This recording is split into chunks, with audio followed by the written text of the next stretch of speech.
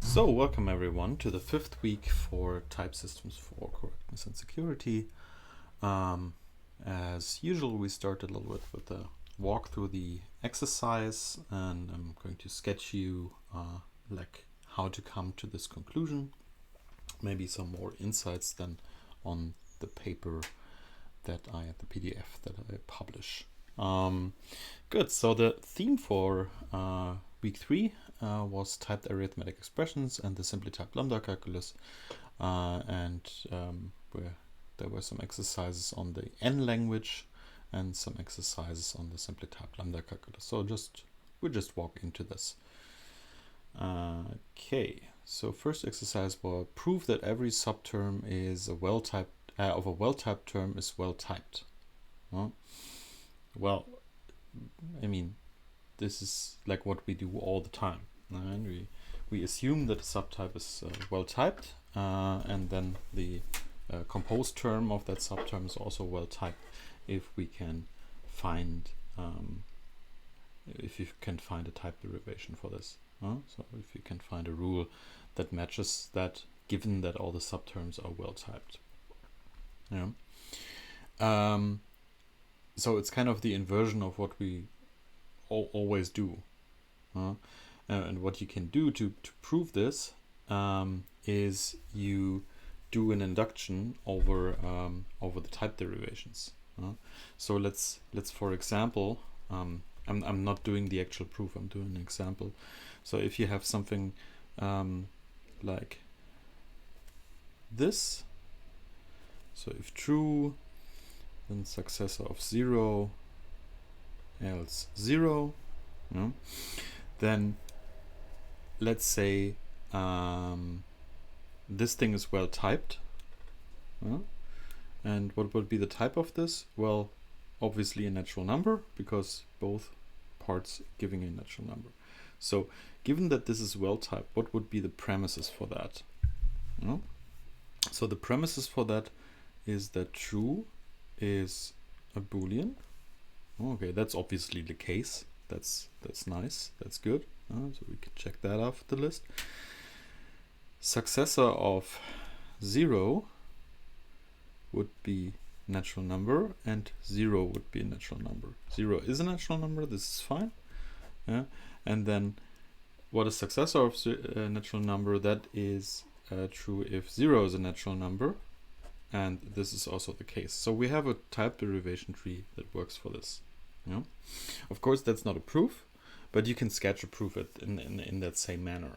So you can do an induction over the type derivations. So you go through all the rules and basically say, okay, is every subterm of all of these rules like given in the premises, basically? And then you basically have it. This proves your point here. So this is 311. Good. So second question, to scroll this up a bit for you, was the evaluation of the rule e pred 0 is a bit counterintuitive. We might feel that it makes more sense for a predecessor of 0 to be undefined rather than to be defined as 0. Can we achieve this by simply removing the rule from the definition of the single step evaluation?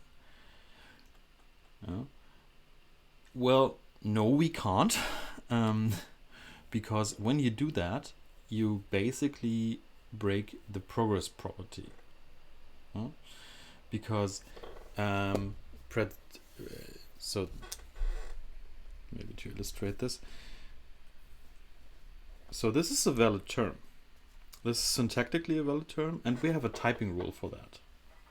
We know that this is true, and the evaluation rule, so this e pred 0 rule, gives us that this is 0. If we remove that, then this would be stuck. But we have a typing rule that says the predecessor of a natural number is again a natural number. So we, like when we would prove then if our language is type safe, we would actually find that this term wouldn't work. Because for like predecessor of successor of 0, this would work because we have a rule for that. That works, and we can progress that down. we cannot do with this, alas the 0 is a natural number. So the problem is that we would actually break the progress proof for that if we do that. So what we can do is we can handle this in another way. We will talk about this today, by the way. We can define a new rule, epred 0 error, that then gives us an error symbol, and we need to add that to the syntax as well.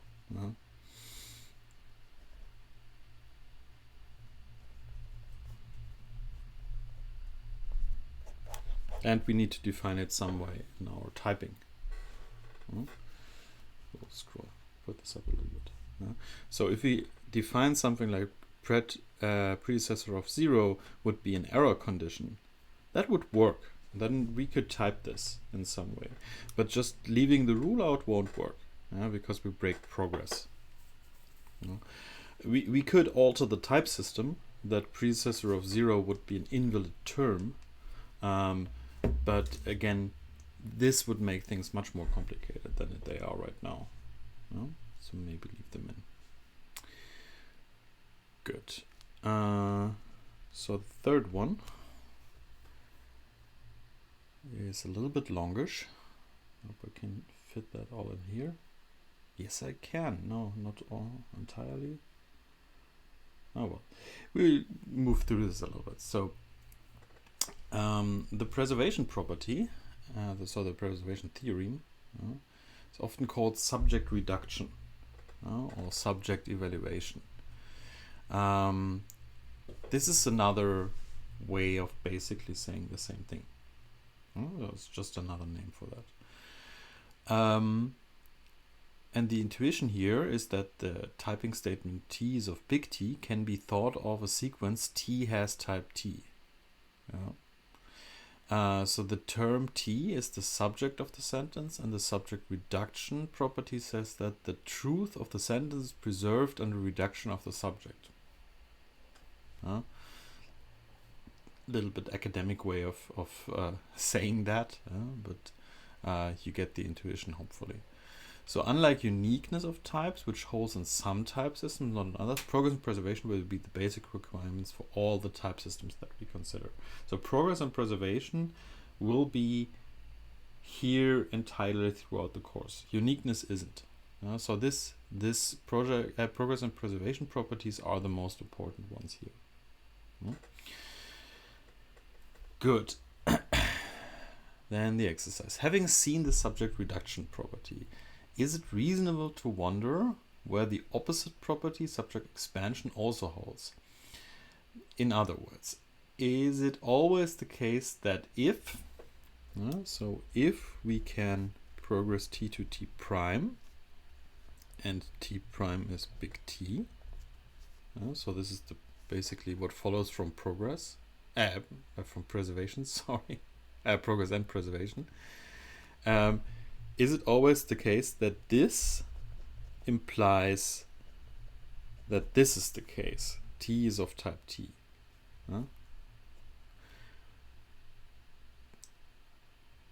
If it's so, prove it, and if not, give a counterexample.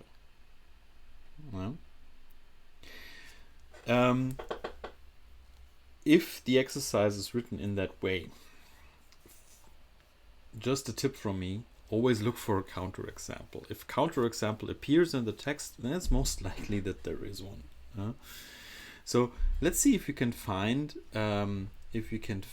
something that is actually here. And one of the things we already learned. So T evaluates to T prime, and T prime has a type T. So we need to find something, it's a counterexample, where the type of the term before is not well typed and is or not in this type as the thing it evaluates down to. Sounds a bit counterintuitive, but let's construct something like this. And you've already seen something like this. So let's take an if, for example. Let's say we have if false,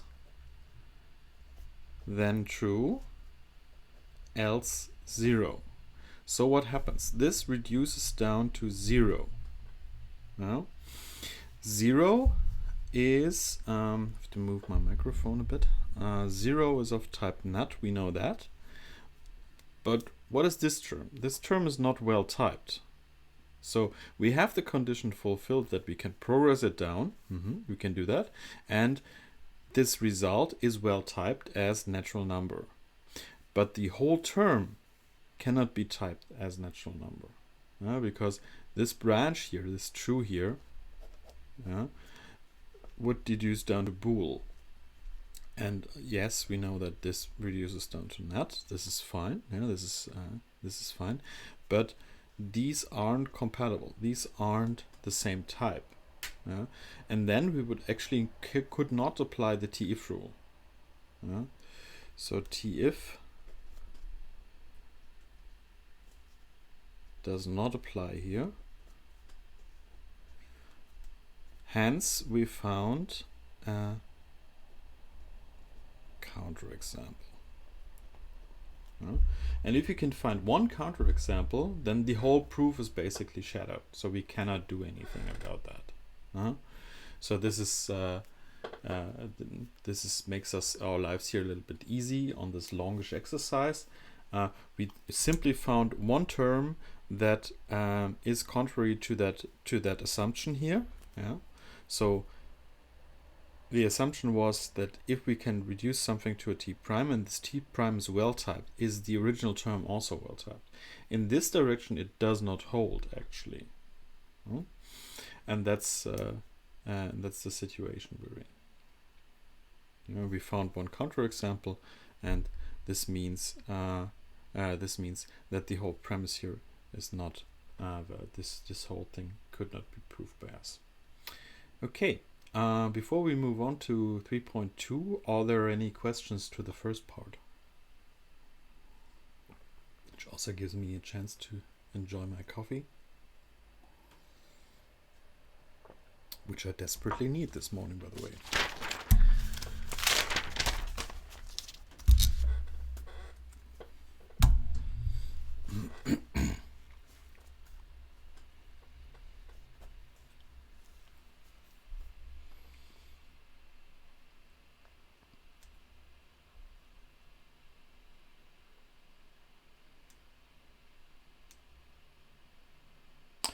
Okay, does not seem to be the case. So let's move on. 3.2. In 3.2, we talk about the simply typed lambda calculus. By the way, I will ask again at the end of the exercise. So if you have something for 3.1 but couldn't make it in time now, don't worry, just put it in the chat and I'll address it later on. Good. Now we're moving on to the simply typed lambda calculus. And the first thing that we want to talk about here is the 3.1 exercise, where it says our definition of the pure simply typed lambda calculus has a flaw. There are no well-typed terms at all. Why is that the case? And this is a little bit tricky. I may have hinted to that in the lecture, but I don't remember actually. The problem here is that our syntax definition here for a type is just this. So types are just function types from t to t. So what you can construct is something like from t to t, or t to t to t, something like that. But the problem is you can never resolve t to anything else than a function type. So you would have like an infinite recursion in a sense in the syntax. And that wouldn't make any sense. So we don't have any base types in the syntax of types. So in order to actually work with that, we would actually have to introduce something like that. So the problem is that you have no basic types, or no terminal types, if you like. No base case. So with a base case, you say like types are the defined types that we had before, plus bool and not, for instance. Yeah, and then you can construct types from bool to not. Yeah, also bool would be a valid type, of course, because it's also in the type set. Oops, not. And you can also have things like not to bool would also be a valid type. No? So this would all work, but you need some base cases or base types for that, and that would be the case here. Good. Moving pretty fast through the exercise sheet. So one thing would be type checking. That would be the next thing to do, and this would be a little bit lengthy. I hope we can fit it on the paper. Let's find out. Hopefully all of you did that exercise. So let's say we have the simply typed lambda calculus and it's not pure anymore because we extended it with the base type bool for Boolean values. And now the exercise was show by drawing derivation trees that the following terms have the indicated types. So let's do this for the first one. And I hope I get it right, because like correcting here is like a mess. So I start at the bottom because it's a derivation tree, and derivation tree grew upward. So they grow upward. So let's start at the bottom. So the assumption is that f is a function bool to bool, and under that assumption it says that f of if false then true, else false would be of type bool. Yeah, just having a look at it, we would say this should type check, because this like reduces down to a boolean. This is from bool to bool, should work. But can we actually derive it by using rules? Yeah, and what we have here, given that this is like the strange parentheses here, but like let's say they are not there, then we have something like f is applied to this term here. So this is an application. So the rule that you need to apply upwards is the t-up rule. And the t-up rule basically makes an assumption about the function, or like makes a premise about the function. And what we do is we copy now the assumption upwards. So the assumption here would be the same as here. So f is a function from bool to bool, and under that assumption f should be typed bool to bool, and this comes from here. This comes from here. This bool is this bool basically, because it's the output type that we want to check here, and this here is the input type, which comes from this. Technically we don't know that yet, but let's just assume it's Boolean. What we can do to actually show this is to show, and now the t-var rule hopefully makes a bit more sense, because this is the thing we apply here. Because like f is now a variable. And this basically twists the things around. So f is typed as bool to bool, is an element. Oops, this is the euro sign. Sorry, element in the set of relations. That is the assumptions. Bool. Oops. Bool. Okay, this will be an interesting tree, by the way. So what happened? This thing is the assumptions. They have been moved up here. And this is the term which have been moved to the left side. And now type checking, this part here, is reduced down to checking if something is in a relation. No? So this would be very easy to do. Okay, so for this now, I'm moving this thing a little bit upwards. It's not very good way of writing that. So what do we have here? The thing that we assumed is that the input parameter is Boolean. Why do we do that? Because we type check this one. Yeah? And what we do is, I hope I'm not smudging anything. This is now this right part of the premise. So we copy again the assumption, so that f is bool to bool. We don't need this, but we copy it anyway because it's our typing environment. And then we need to check that if false, then true, else false is bool. Why do we do that? Because f is a function from bool to bool, and here we assume that it's bool. So the input parameter for this application down here should also be Boolean.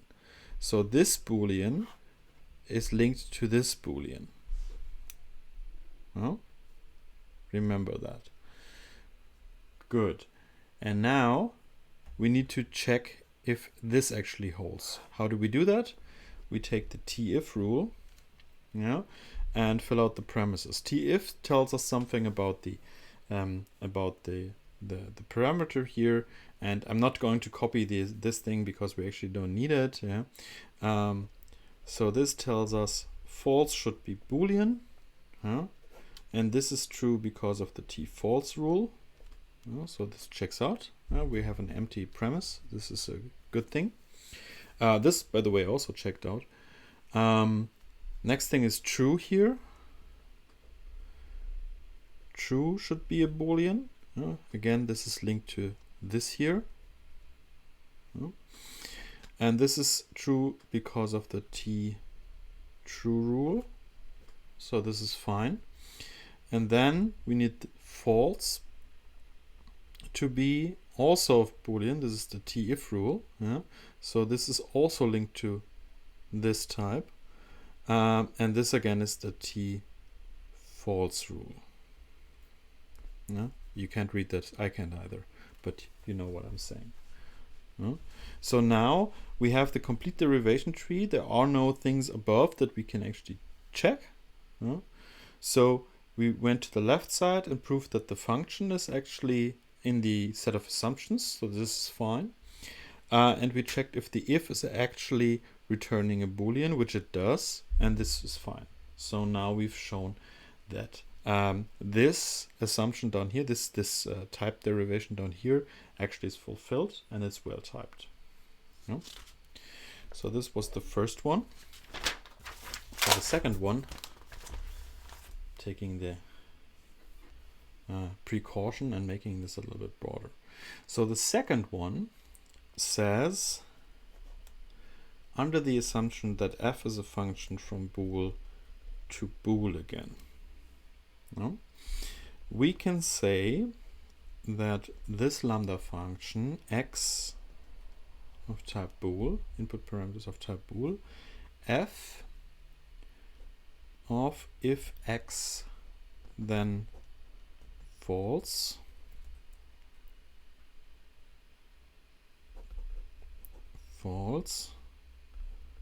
else x is of type bool to bool. Okay, what would be the first rule that we apply here? That's not an application anymore. This is a function definition.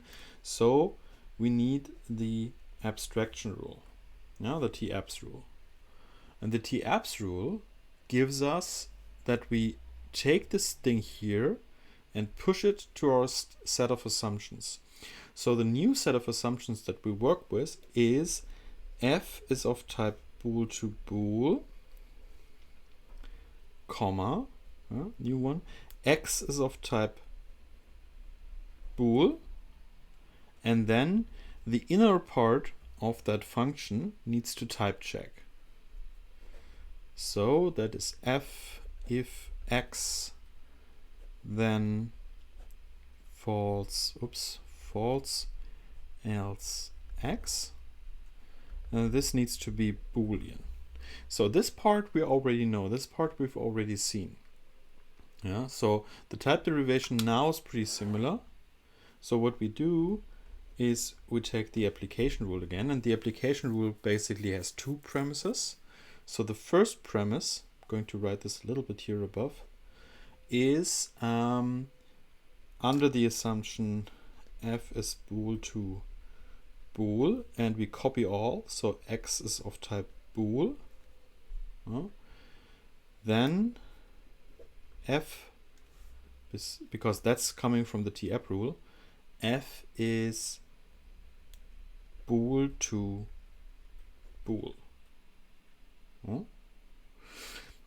And this you already know how to do. That's the t-var rule, because it's twisting it around. So this then comes to the left.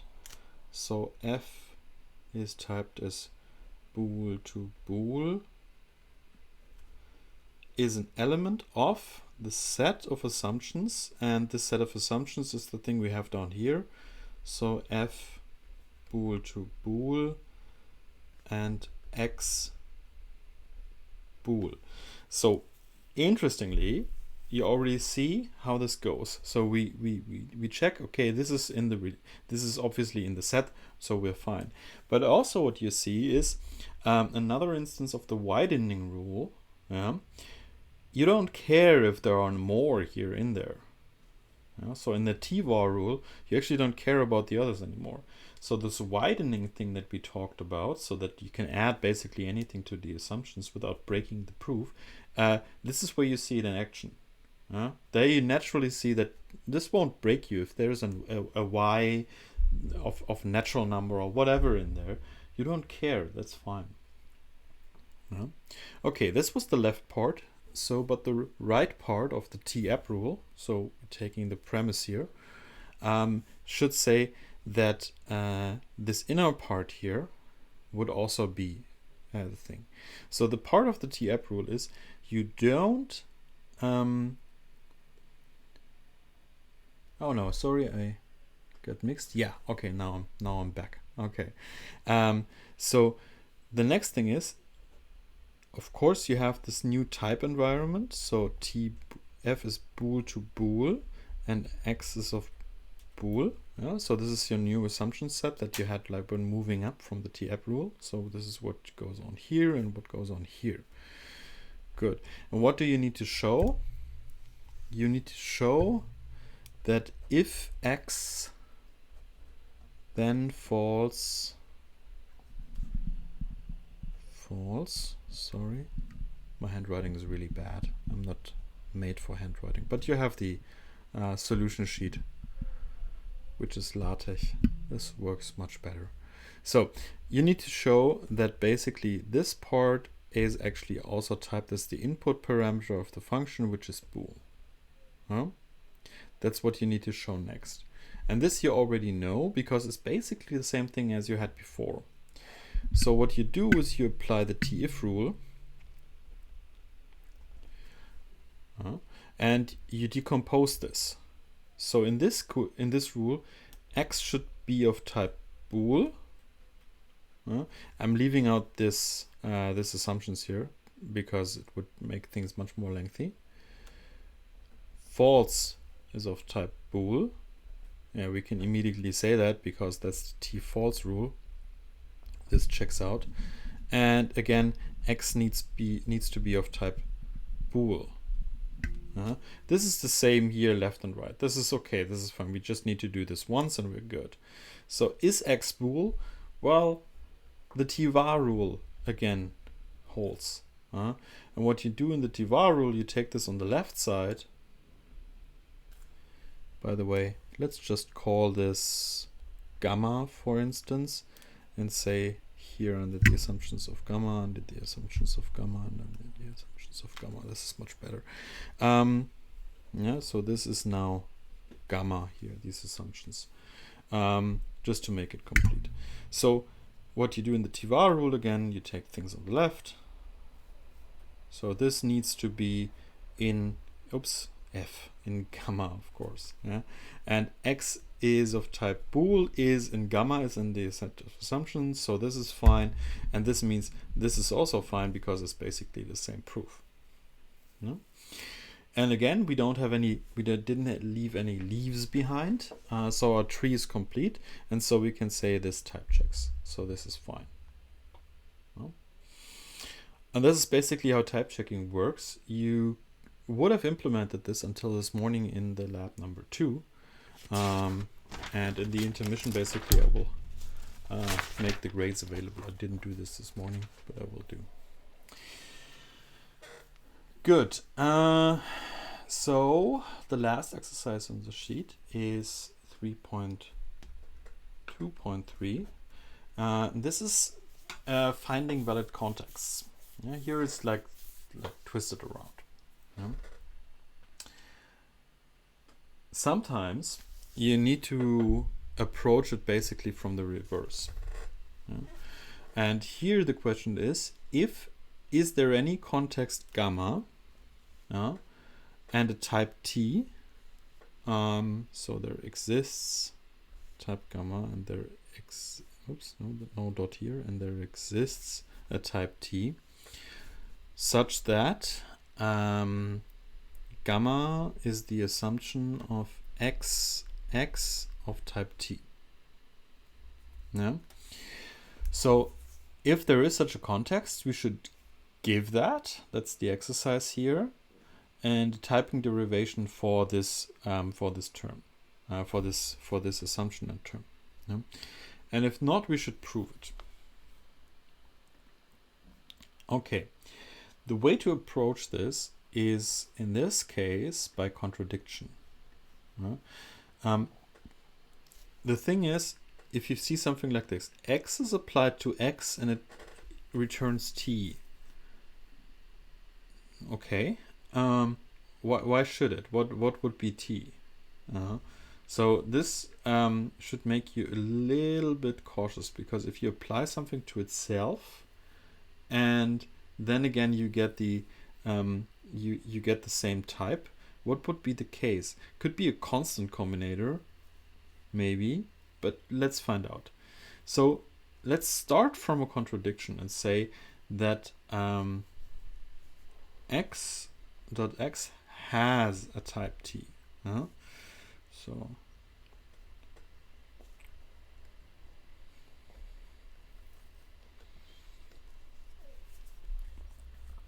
So let's assume we did already do that, and this is fine. And then you take the inversion lemma and the left-hand subterm, because by the inversion lemma,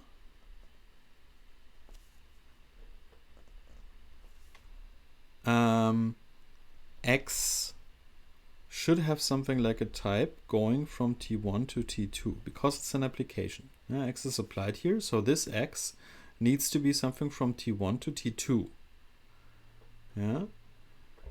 So this x must have this type, but then again this x must have type T1.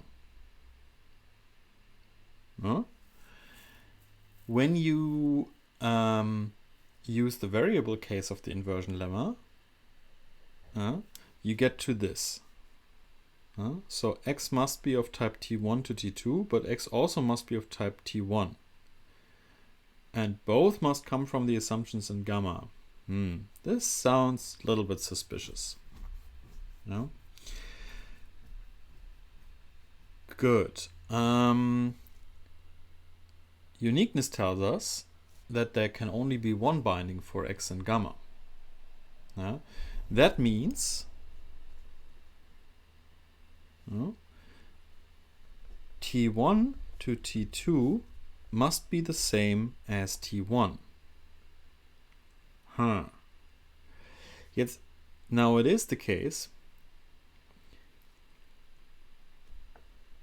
that the size of the type T must be strictly greater than the size of t1 to t2. And this would be impossible. And now you have the contradiction. So you've shown that this cannot actually be the case.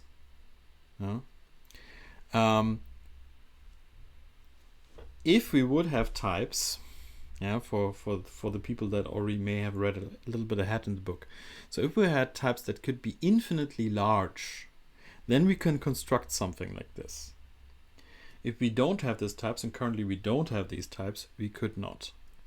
And that's basically the case. So what we have shown is that there is no typing for such a scenario by doing the contradiction. So this is basically a proof sketch, what we did here. By the way, for the sake of this course, such a proof sketch is already enough. I need to know your intentions and you need to follow your arguments. This is fine. We don't follow any like formal way of writing this down. If we see the intuition here, and if the intuition and the arguments actually hold, this is fine for me. There is no need to go into more detail here. Good. Before we move on to the lecture, are there any questions?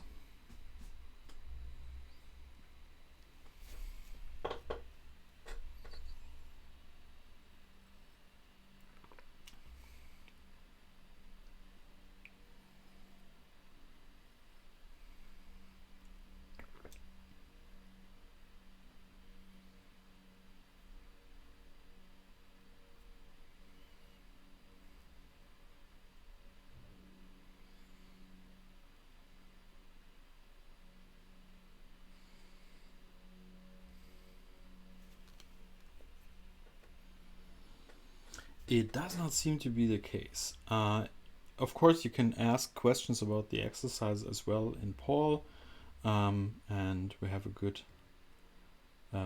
way of discussing things there as well. Good. So as I followed the poll that I did, let me just check the latest numbers, but I think, yeah, more people said like 10 minutes is basically enough for the intermission. So let's keep it at 10 minutes and we see each other here, let's say 10:50. That would be 11 minutes, but I think we can all do with the 1 minute more.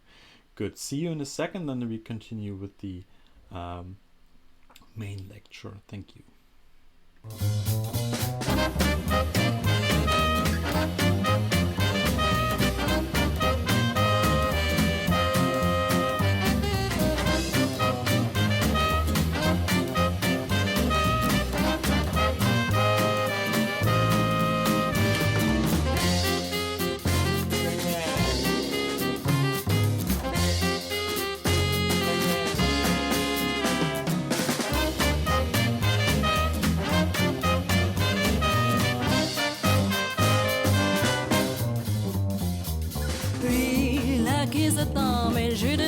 Comme s'il était faux, même toutes les rats sortaient sans trou.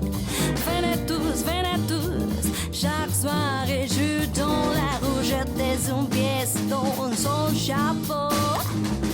Dab dab, bidi bidi bidi ba, les rois du jasmineux, m'habillent de ma, une sentimentale menu. Venez tous, ces soirées joue dans la rue, les rois du jasmineux. Manouche.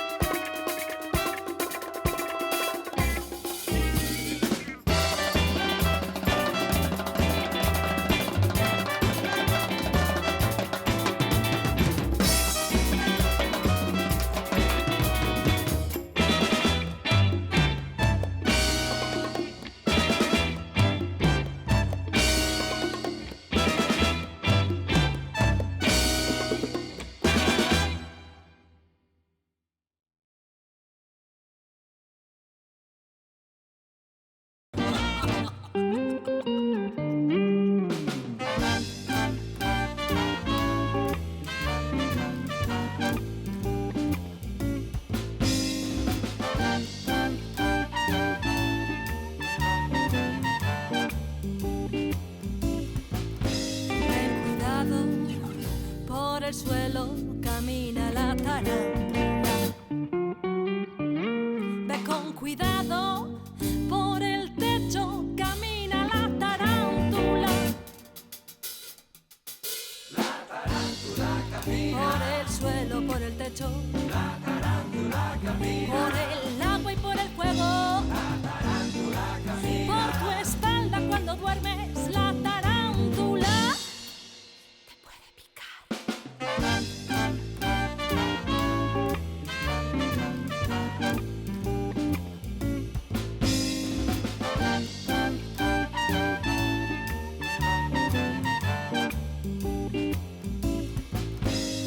Cuidado, desde el suelo vigila la tarántula. Ve con cuidado, desde el techo vigila la tarántula.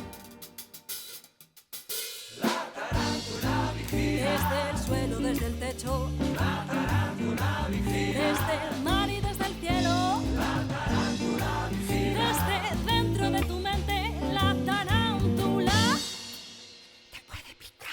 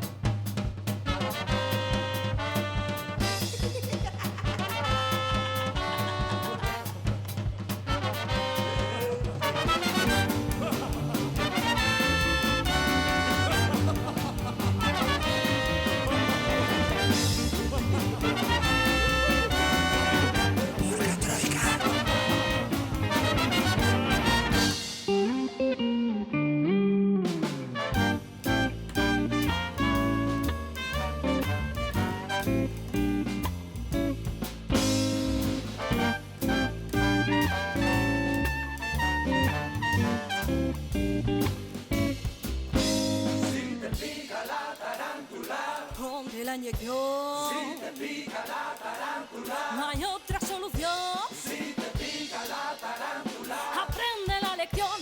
La tarántula te puede picar.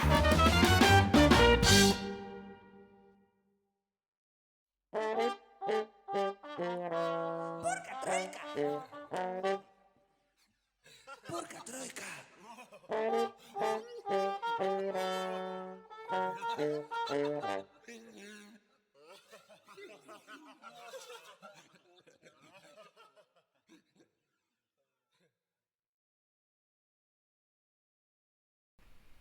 Good.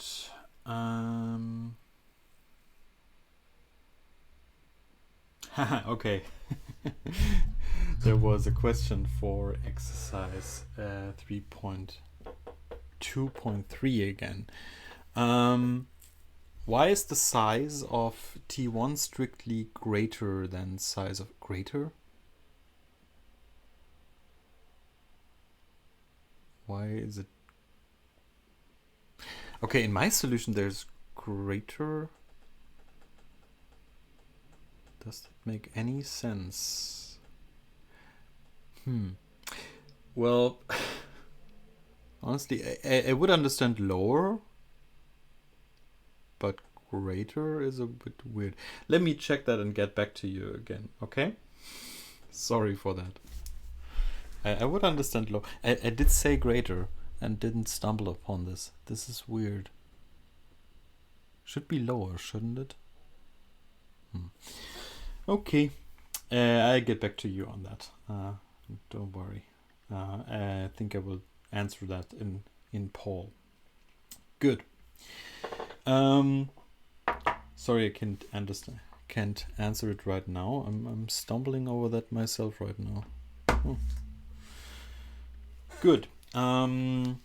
So today we're going to talk about two topics. And the first topic we're going to talk about is exceptions. We already had that a little bit in the exercise. And exceptions are error conditions. So what do we do with error conditions? So we already learned one type of error condition, and that is stuckness. So whenever we have a term that does not evaluate to something else, then we are stuck. And we do want to avoid that by typing. But of course, in some situations, we would have situations where errors are somehow recoverable, or somehow lots of dropped frames today.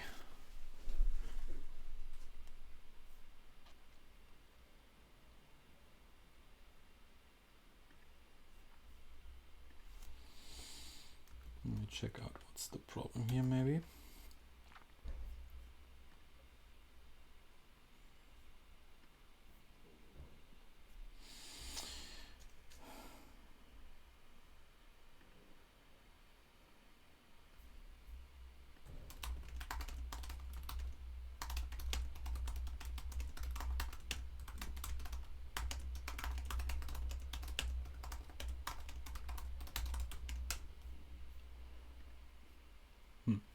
Okay, seems to be somehow recovering.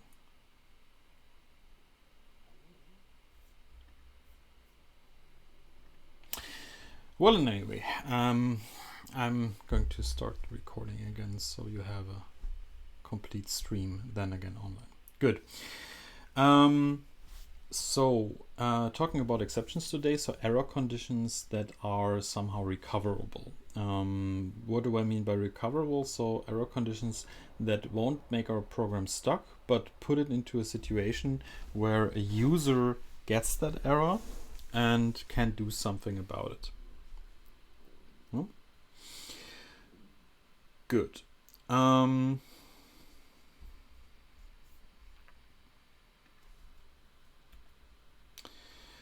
So what is an exceptional situation? So in real world situations, there might be several cases, where you need to signal that exceptional situation to a caller.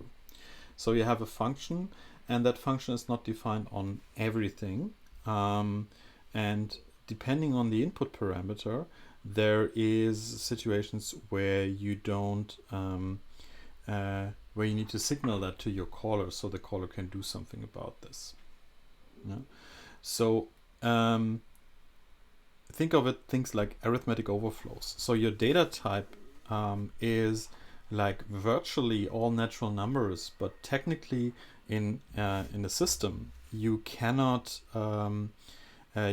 represent all natural numbers in your program. By the way, I'm still getting a lot of red indicators here. If you have problems with the stream, just shout out in the chat for a second. I hope the situation clears out. So technically there is nothing wrong here. Maybe a lot of people streaming to YouTube today. Anyway, the recording will be complete.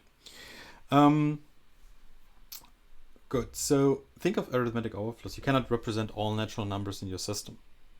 So then your system would need to have like infinite memory and infinite storage capacity, which it doesn't, sadly, but it doesn't. So you cannot represent all natural numbers. Or you have a dictionary, you have missing keys in there.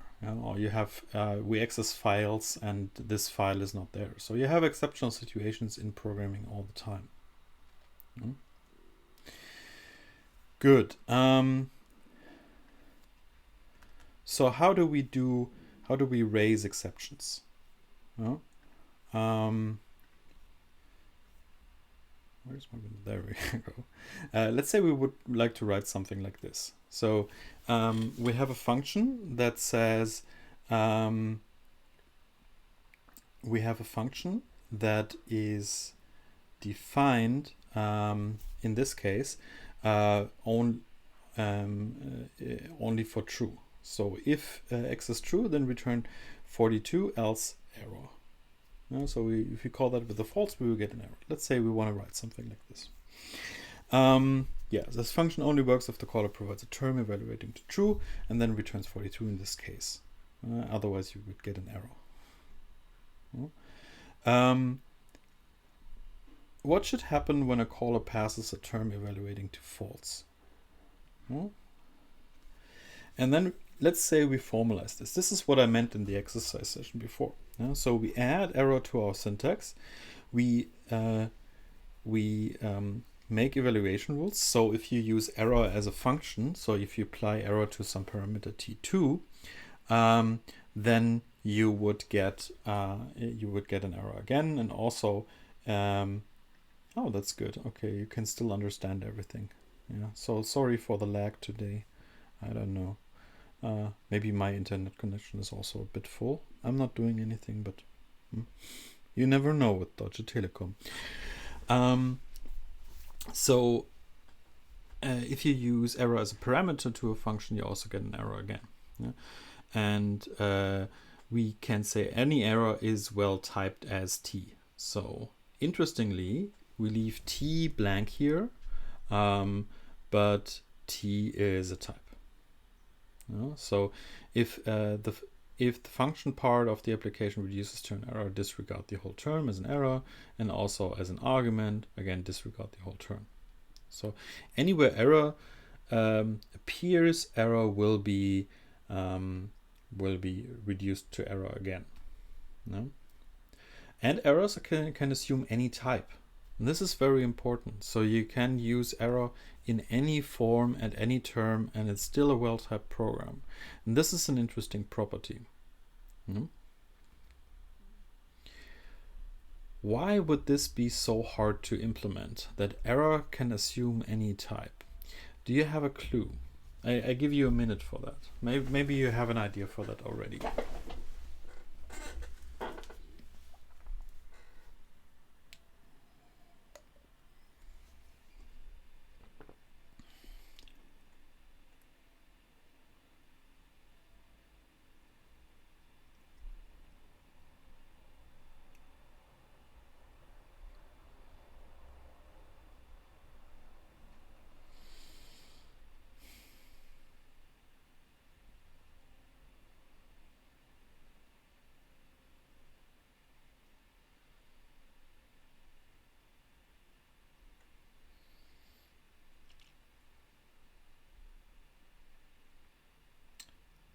No clue yet?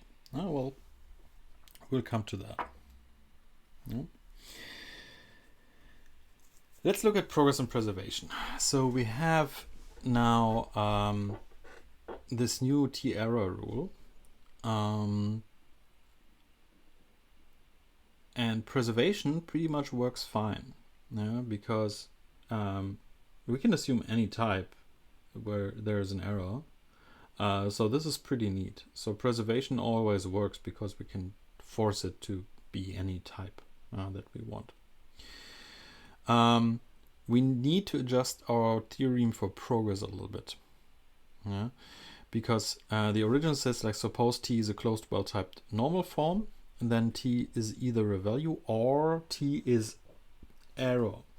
So we treat error as a value without making it a value. And this is very important. Or did we? No, we didn't change the as you can see, we didn't change the syntax here, we didn't change value, but in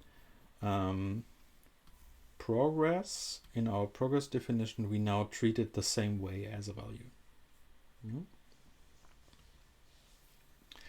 And of course you need some exception handlers. So if you get an error, you might want to do something about this as a programmer. And this is the interesting thing. Otherwise you would just result in error and error and error. Again, this wouldn't like make things interesting.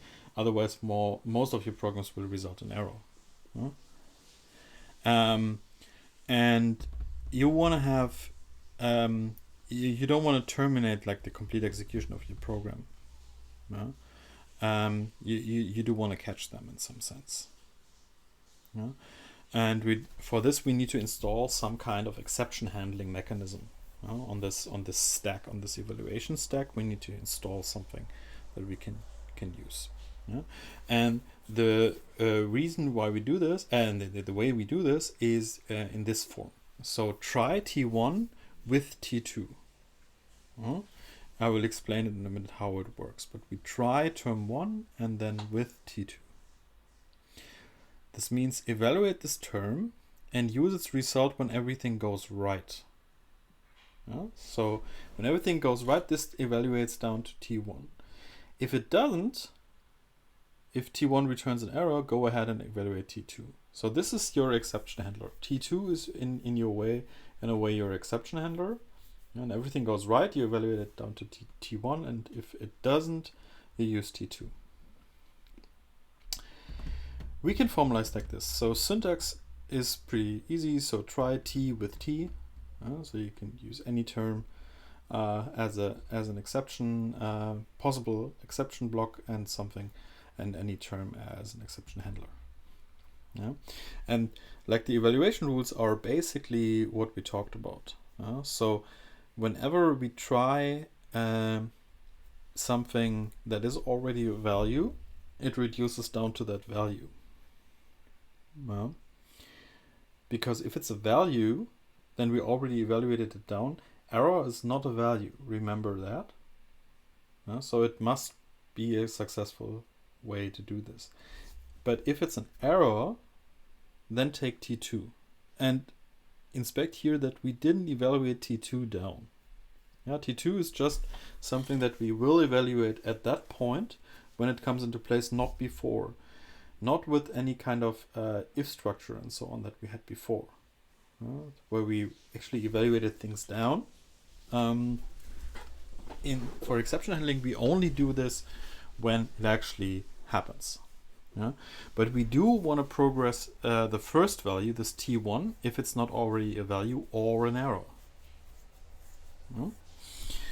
Good. So typing works in a way like this. So try T2 with T2, T1 with T2 is of type big T, which means that T1 must be of type T and T2 must be of type T. So both must be of the same type. So the exception handler must match the type of the handled term. This is how it works. Good. How does this work?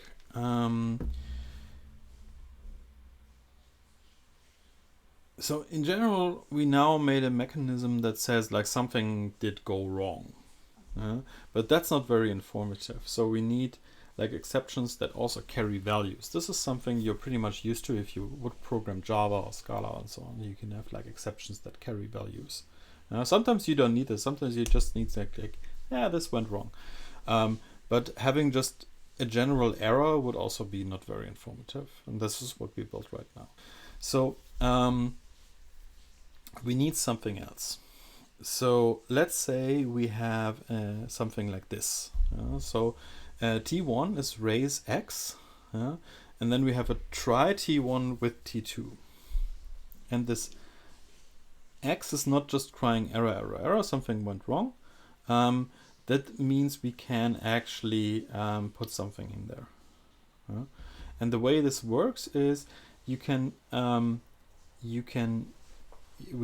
have this error term anymore. We have this raise term now, raise with another term, and then a try again with try T with T. And the way it works, this basically works like the error, but we take the full term raise with a value and use it in the same way as we did error right now. Good. And of course, we want to evaluate that term in raise down. So contrary to the exception handler, where we don't want to do this, which we see right down below, we do want to do this for the thing we have in this raise part. So whenever we raise something, we want to first evaluate it down to a value, so we know what we're raising there. And if we raise a raise, basically, this reduces down to one raise, which we can always do. We can just repack this, and throw the original exception in a way. And because we don't want to unwrap, we unwrap this in this erase raise rule here. And then the try basically works the same as with error in a way. So if everything goes right, then we have then we evaluate down to v1. If something does go wrong, we have this raise v11 with t2, which means t2 and 11. The raise is equivalent to throws. I wouldn't say equivalent because this is not Java, but it pretty much works in the same sense. So that you have a term that you throw in a way. In Java, you do have things like a class that this exception must be inherited from, and so there is no general. You cannot just throw general Java expressions around. This won't work. But here, in this extension of the lambda calculus, you actually can. You can throw like any value, whatever you like, whatever you feel like. Can be a function, whatever you think matches your needs. Good. But the interesting thing here that I want to say to you is that in the try raise case, so the thing is you have a try and it evaluated down to an error condition, so to a raise. Then you take T2, the exception handler, and apply the argument of the raise to that. So have a look at that on the right side. It's T2 applied to V11.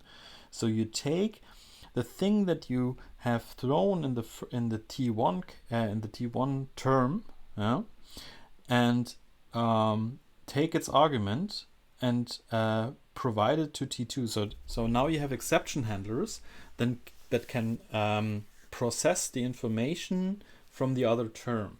So we took information from the T1 term and put it to T2. This is new and this is quite interesting and important. This is an interesting pattern that we see here. We don't see this much very often in extensions to lambda calculus, but this works pretty neat. So we can now write an exception handler in T2 that actually takes an argument and does something with it. It can ignore it, but at least you have the chance to do something with it. So the exception is now an argument for the exception handler. And this is pretty neat. There you can do pretty much anything with it. How do you type that? Well, you need some form of exception type as well, just in Java with the exception type. So you can throw bool using raise here if you like. You can do this as long as it matches this t exception in here. We will come to what TEXN actually means on the next couple of slides. So bear with me for a second. You can throw bools. You can throw true and false if this is the only information you do want to convey. And then again for the try, how do you type that? Well, T1 must be of this type T, so the target type. But T2 is now not of the target type, but from a function going from the T exception to this term to this target type T. So again, the exception handler must provide us with the same type as before, but it takes as an argument the exception type. Good. So what is TEXN? So we gracefully left that out. So we didn't define this in the define this in the typing rules actually. And in fact, it can be anything you like. So it can be Boolean, as you asked me. But let's say let's take a more complex case and say like errors are natural numbers. And you can have something like an error code. So you have like a 23, which means something, and you have to look it up. the first time I programmed back in the 1980s when I was like 8 years old or so, we had this. So your programming language basically gave you a list of standard errors, and then you have like error 13 and error 15 and error whatnot. That actually meant something. You had like a little book with a table and you had to look it up. Yeah, quite annoying, but you can use it. You can use it to express an error condition. Yeah. Something you would be pretty much more used to is things like strings. Yeah? So you can use strings as an error message. And of course, you do not need to look it up to understand it. But if you want to like handle it, if you want to parse it, then things might be getting more complicated, because you need to like parse this error message and say like, okay, if an error message contains the word array, then probably is about arrays, and it's getting really messy. Yeah, sometimes you do want to do that, but there may be situations where you just want to throw a string around and say like, this went wrong. Might work. You can do variants. This is very informative. You can have things like error types. Yeah, remember variants from the last lecture? There you have like a choice of types. Yeah, and it can be either of those. So it can be a divide by zero, it can be an overflow, it can be a file not found, it can be a readable, and you can attach more data to that. You have like two things that you convey by this. You have, as with Java, you basically have like a type of the exception, which you can use to catch it. You can do a case for that, by the way. And you have additional information, in this case the string, for the file not found, file not readable, which you can use for anything. The sad thing about this, you need kind of to fix and advance the complete set of exceptions which can be raised. This is, if that's okay for you, that's fine. Yeah, but sometimes you do want to be a little bit more flexible than that. And we later on will learn more techniques that help us to define more flexible error types. Something like more like a Java-like exception model with subtypes and so on. But for now, like errors as variance is kind of the most flexible method that we have right now in the Lambda calculus to give multiple different error conditions.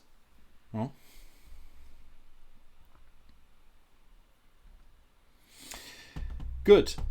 This would already be the first part of the lecture today. I have a second part, don't worry, we're not done yet, but this is the first part. Any questions towards exception handling or error handling as we've shown them right now that I didn't answer before? By the way, that's all chapter 14 in this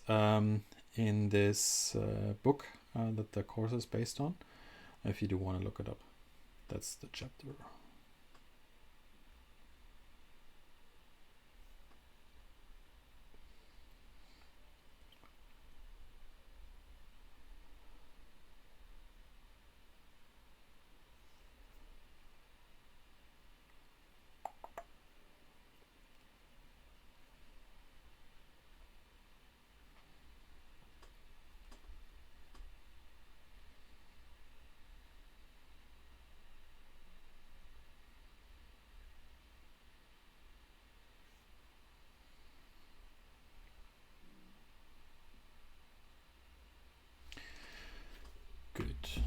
Doesn't seem to be the case.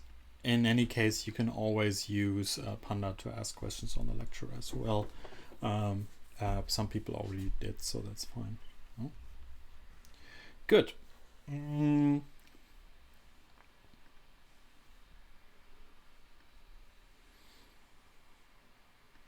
Second part of the lecture is on references.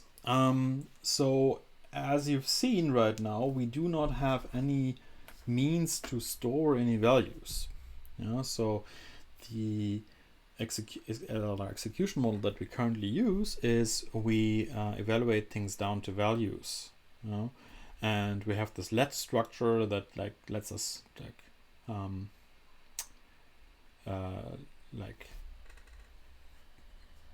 encapsulate things a little bit better, but in general we don't have any means of like storing it at one point and then giving a reference to it at another point, yeah, or changing stuff, having like changeable values. That's not something that we do have, but in programming languages you do have that. You have like assignments, and you can assign something to a variable and then later on change it or increment it or whatever, yeah.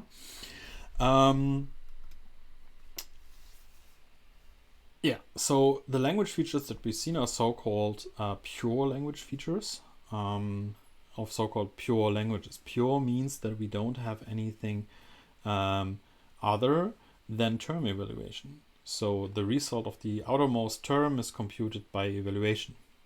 So the outermost term is your whole term, and then you evaluate it down to the most inner things, and then get it up again, and then go to whatever value that is.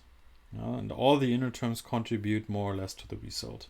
We've seen things like the unit type where nothing contributes, but in general, like more or less they contribute all to the result. Yeah, and we've seen like types and data structures that can be formulated just with a pure language. This already also works. Yeah. But some of the practical languages that we use are not entirely pure.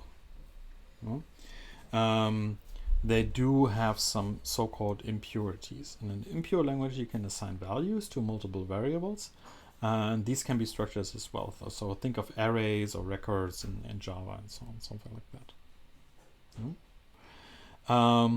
And any impurities also are linked to the outside world. So input, output to files, displays, network, these are all impure language features. Yeah. And why is that? Because they have something like external state. Yeah. And they can do so-called non-local transfers. Yeah. This is not entirely bad, but this is something that we need to watch carefully for, because it loses a bit in the it gives us, what's the term, you basically lose the ability to reason about the program to some degree, because you also need to have this internal state in mind when doing evaluations or type checking. We will also learn like by non-local transfers via exceptions, jumps, continuations, things like a goto. This is something absolutely impure. We call these things, these impure features, side effects or computational effects, because they have effect on the outside world to some degree.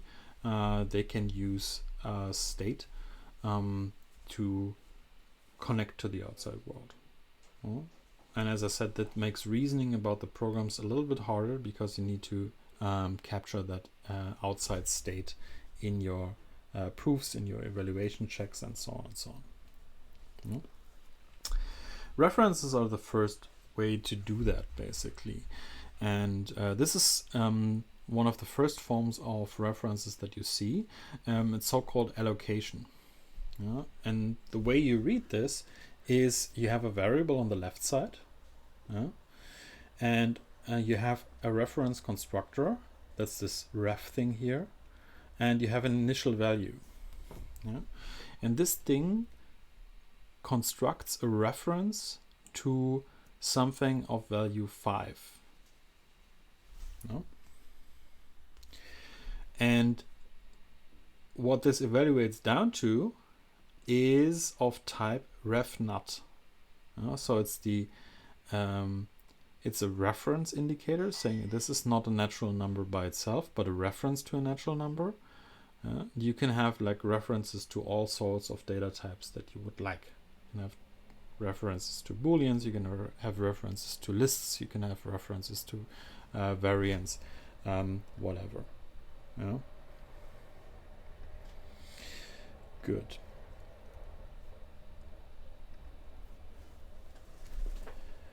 Next thing is assignment. Sometimes you do want to change that value.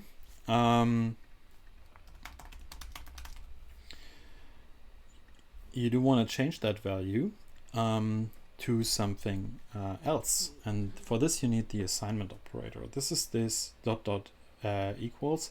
This we use syntactically to distinguish it from the pure syntax equals that we had before. So assignment is a colon, colon equals. So in this case we assign 5 to this r, so a new value. And this by itself does not have a result. This is a matter of definition. In languages like Python, for instance, assignments do have a result that is the new value. This is a matter of choice in this case. And this is something that you need to keep in mind. So this is something you can basically change also in our syntax, but as like in the most easiest form, it's unit. It results in units, so no value at all. So assignment just changes the value of the thing on the side, but does not result into something new. And then you have dereferencing. Sometimes you want to read that value that you have in this cell where you put it, and this is this little exclamation mark operator that you do preceding to r. And this of course returns the value that you put into this reference and is of the type natural number. That is the case here. So you have this dereferencing operator and you result into the value of that type that you put in there. Good. As you've seen, like things have like already some form of we talked about things having like a unit result value, and this quite naturally someone's taking my light here, sorry. Get a little bit more light for me. Good. And this brings us back to sequencing a bit. So you have this term like this. So you have a function that takes nothing, like a wildcard of type unit, and it gives you the result of that the dereference value of that r. That wouldn't work unless you supply it with something that is actually of type unit, and this is this assignment. And this assignment says like, okay, assign to r the successor of the dereferencing of r. So you basically increment whatever was an r before with this successor of r and put it to this section of r. And this then would result in 6 because you had 5 in there before. The inner dereferencing of r resulted in 5. You applied successor, and then you assign it to this r again. And then this is put as an input value to this function, and then you dereference it again, and you get 6.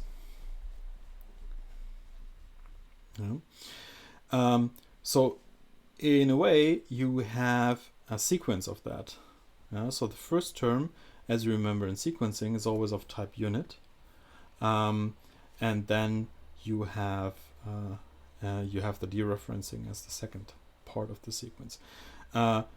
Basically, that's the sugared form, and above you see the desugared form of the term. Yes. And if you do that again, of course, you get a 7 because you had 6 in there before, now you get 7.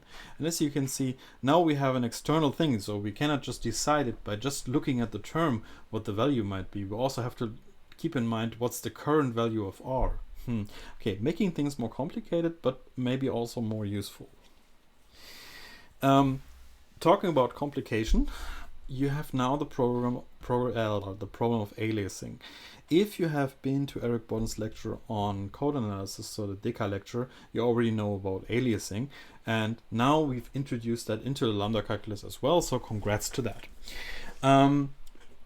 So whenever we put something into R, into this reference R, we don't put the value in there, but a reference to a cell that has this value. If you do the standard equal sign, say like S is now R, then you have another syntactically other term called S that points to the same cell with the same thing.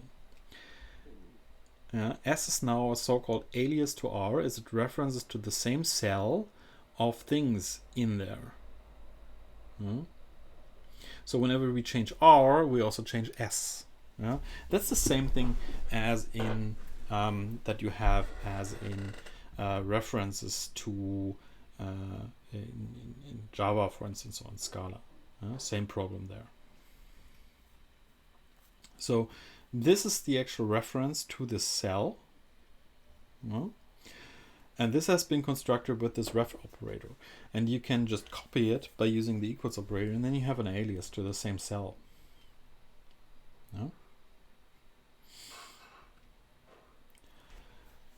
This leads us to shared state. So aliasing introduces shared state to our language. And this makes reasoning over terms more tricky than it was before. But it also enables us to have like interesting features. This, for instance, is pretty neat. So let's say you have a C, and C is a reference to 0. And you have an inc, an incrementer of C, and a decrementer of C, which in a way gives you the same thing as you would have in Java or in C++, for instance, this plus operator. And the way it works, it increments whatever is in C by 1 and returns that increment then afterwards. Same thing goes for the predecessor here. This is a minus operator in C++. Pretty neat thing. And what you can now do is you can put this into a record and say like, okay, now I have an O, and an O consists of an I and a D, and I is the increment C function and D is the decrement C function. Interesting thing. So this is the shared state. So now you have state that is shared between multiple parts of your program. Makes reasoning a little bit harder, so you cannot really decide something without looking if it has some shared state in it. But it is still possible. You just need to go a little bit deeper. And you have this incrementer function, which is unit to nut. And this O down here is already some simple form of an object. This helps you a lot in compacting your programs a little bit. But remember, it makes reasoning a little bit harder. We already talked about this, but let's look at an example so you can have references to compound types. For instance, we can construct something like an array with this little neat thing. So we define a type called NutArray as a reference to a function from natural number to natural number. So an array is a reference to a function from natural number to natural number. How does this work? Let's look at the operations that we have. So we need some form to construct a new array. And the way this works is we need to follow this type. So what you do is you don't take any arguments, so you have a lambda of unit that returns a reference to a function that takes a natural number and gives you 0. So for any natural number that you put into this function, you get a 0. So basically that gives you something that can look up any position and gives you a 0. So an empty array of natural numbers. Unless you see it's unbounded. we then need something to look up things in the array. And that takes one of these net array things, so a reference to a natural number to a function from natural number to natural number, and also takes a natural number as an argument. So you want to do that position, and what you do there is you dereference that natural number array, and you apply this, whatever comes out there. This is a function from natural number to natural number to that natural number you got, and then you get that thing at that particular position. Right now it wouldn't be very interesting because what you get there is zeros, because we didn't introduce an update functionality. So what update does is it takes also one of these arrays and a natural number and another natural number. So look at the nomenclature here. It's a v, and this v is kind of the value that you want to store. And now it becomes interesting. Now it becomes interesting. So you now need a let structure. We just briefly touched that in the previous lecture. One of the previous lectures. So let's go over it one by one.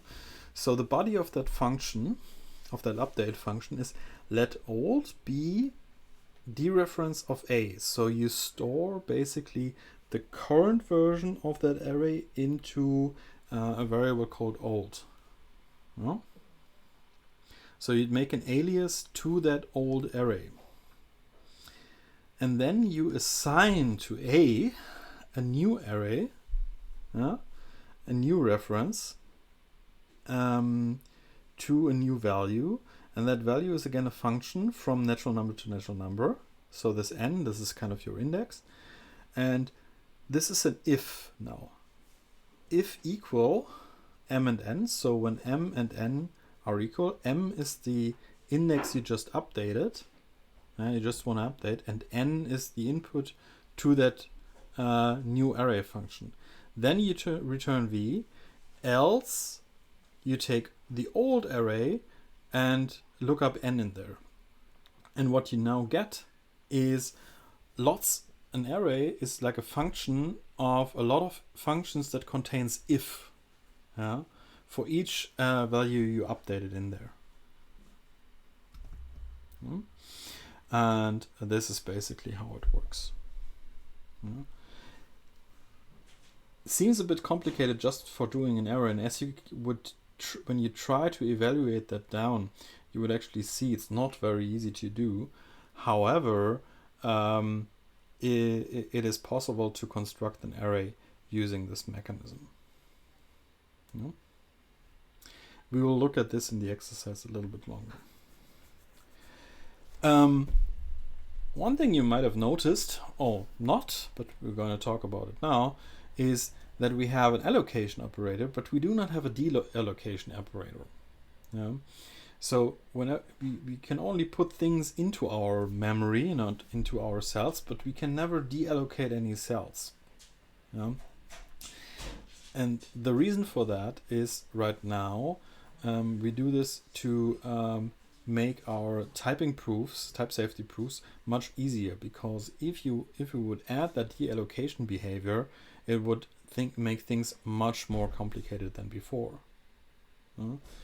And the reason for this is the so-called dangling reference problem.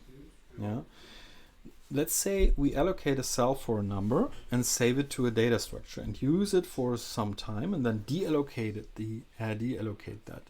And then we allocate a Boolean, which might just use the deallocated cell. We might have two types for the same cell in use, because we didn't take care yet about how typing works for that. And typing actually gets much more complicated with deallocation. You will see that in the exercise as well. There are ways to do this, and people did that before and previously, and for other languages that basically works. But so how do we actually type references? We have now built up enough intuition to all the language features that we need and like how it should look and feel like. So we now need to formalize this a little bit into first rules. And the way it works is basically like these three rules. So you have this tref rule that gives you how to type a reference, so that if you have a reference constructed with this ref operator, it is of that reference type. And this is of the reference type of T1, big T1 here. And this is only the case if the term you use for constructing this reference is also of type T1. Dereferencing basically works the other way around. If you have a reference as T1, then the dereferenced value of that is of type T1 again. And then the assignment, as we said, by choice is of type unit. This is the way we formalized it in the evaluation rules. And the way that this works is that on the left side you have a reference, and on the right side of the assignment you have a value. This is pretty important. Sometimes people take a lot of time to wrap their head around, but on an assignment, on the left side you have a reference, on the right side you have a value. This changes a little bit on the way you think about this. So be aware that you don't have you don't have a reference on the right side. You can have references to references though. So you can have multiple references that all like link to each other. This is another way of defining a list, by the way, which is not purely functional, of course, but this is also how you could do this. This is how you would do a list in Java, basically, like a list of references that all point to each other. Or in C++ you would use pointers because they're a little bit more efficient, but in the same way you have the same thing. So let's look at this in more detail. So if you can type a term, we can also type a reference to the corresponding ref type. So whenever we can type something, when something is well typed, we can also construct a reference to it, to the corresponding ref type, of course. And if you can dereference a term in a ref type, we get a term in the original type. And for assignment, we can assign a term to a reference. So right side is a term, left side is a reference, if the type of the term is the underlying type of the reference.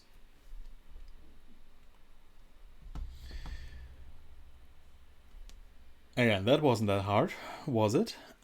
What's the operational behavior of that?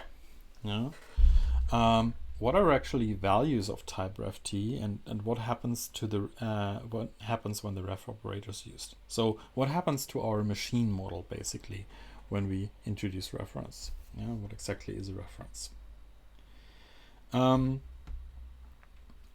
Let's take a little bit of an excursion. So that's not the purely typed lambda calculus anymore. This is now things get a little bit concrete. The operation behind this ref operator is called an allocation. This is actually by choice that we call it this way, because in concrete architectures you actually allocate memory. You allocate regions of memory for that value to be stored. When you have programmed in C and C++, you would know this malloc operation, which allocates memory for you. This is basically the same thing.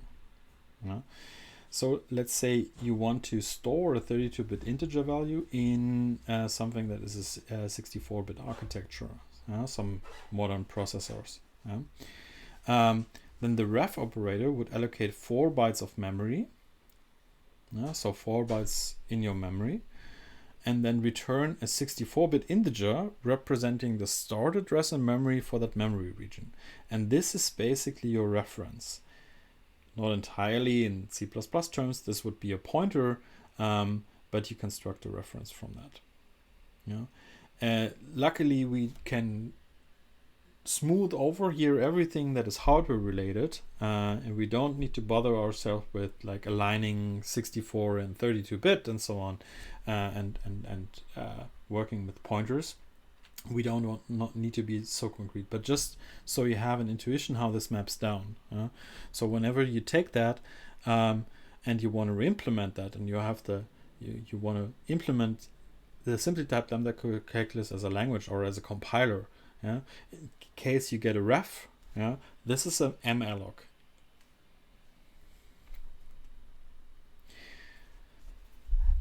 But we need something similar than memory, and this is called the heap.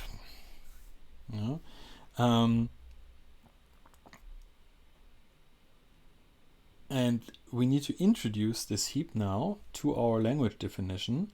Also, sometimes this is called a store, by the way, and this is by this mu, like this Greek mu sign. And this is the so-called heap. This is where all the cells that we allocate now live in. This is where we put them, and where we look them up. It's the Greek letter mu. Good. And also, as we just said, we don't use exact memory locations. We use a set of store locations called L. And you can think of this as maybe a partial function from locations to values. This means we don't care about data sizes, we don't care about alignment and so on. We don't care about if we store a list or just a simple Boolean. This is just basically an array of values. Can be anything. You don't care how the physical representation of this is. Good. How do we introduce now the heap into the evaluation rules? So evaluation rules usually had the form like t evaluates to t prime. This now becomes t evaluates to t prime and mu evaluates to mu prime. So you have two things now that evaluate to another thing. Things getting more complicated, but why not? And this means that you can have changes to the term itself, so the term is rewritten, but also you might have changes to the store, to the heap. Also, you can use anything that you have on the heap to evaluate your t prime. So these things can interchange. This is what we call the start state, and this is what we call the end state. So now your evaluation also has some kind of a state attached to it. And as you can see, the lambda calculus gets a little bit more complicated with that. First rule doesn't have a lot of changes, but whatever. So this is the actual application, the application of an application. So this is the rule that you had in mind, so that x is substituted by v2 in t12. And this is a very easy rule when it comes to the heap, because it doesn't change the heap, because it's just a term rewriting, and that works pretty fine. What this else means is that you have this new application rules, and there you might have changes to the heap. And in case you have that, is when you evaluate the parts of an application down to values, you might have changes on the heap. And you carry these changes on the heap back into the next state of that transition. That's basically what they do. They progress not only the term, but also the heap. So no change here in function application itself. It has no side effects. Later on, when you evaluate that term down, this T12, this might have side effects again. But just rewriting the term does not have any side effects. We've done it like a little bit the other way around as we did in the other extensions. So in first we looked at syntax, and then at semantics, and then at typing. Now we've started with typing. We looked at semantics. So how does the syntax change?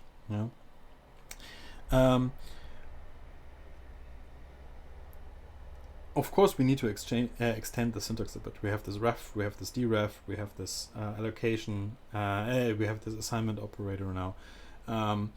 And I will show you these extensions in the end in summary. Yeah. This is not for a human programmer. They occur as like immediate steps, immediate evaluation steps. And we first have to build this intermediate language to do that. So how do the semantics for dereferencing works? Well, first thing is dereferencing. If you don't have a value yet that you want to dereferencing, you want to dereference that, and that also might incur heap changes. So you need this mu prime as well. So we first must reduce t1 until it becomes a value, and a value of such a thing. Oops, sorry. Is a location. Yeah? And then we can get the value from the heap and substitute the dereference location with the value. Yeah? So a value of a reference is a location. Keep that in mind.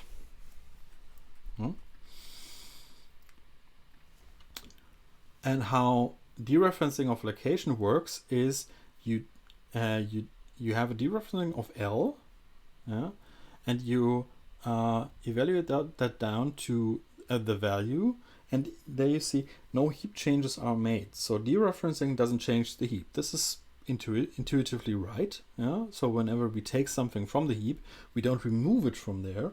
It still stays on, so the heap stays the same. So let's look at the premise for that, and that means the heap at this location L contains the value v. So you can dereferencing anything that is on the heap at this location L. And this is just a lookup, pretty easy. How does assignment work?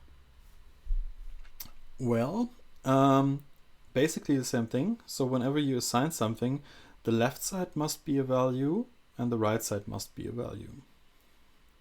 Yeah, and this is this eassign 1 and 2 rule. This might occur heap changes because all of these things might have other assignments and references and whatever in there. Yeah, we don't know that. Yeah. So we first reduce t1 until it becomes a value, and then reduce t2 until this also becomes a value. And then assignment itself works like this. Yeah. And this is basically substitution in a way. Yeah. So we know that it, like, assignment itself reduces down to a unit. So we can already say that on the left side of this bar. On the right side is always the state. And what happens if we do that is we set L at the location L. We exchange everything that was there in the heap before with v2. You know? So basically we put it into the heap at this location. Yeah? Assuming that it has been a reference before. So we evaluate this to unit as an assignment and should not have a result. Yeah? The side effect is that we store v2 at location L in the heap. Yeah? This is the side effect. Yeah? This is the part that happens on the right side of the bar. What happens on allocations? This is the one we didn't cover. Of course, again, we evaluate t1 down until it becomes a value, and then we choose a fresh location. Yeah, this is the rule now below. A fresh location L. So in the premise, we say that L is not in the definition set of mu at the moment, so it's a fresh location. And then we yield a new store that extends the existing store mu with a new binding of L to v1. Yeah. So in a way, basically the same thing as we would extend like our assumptions.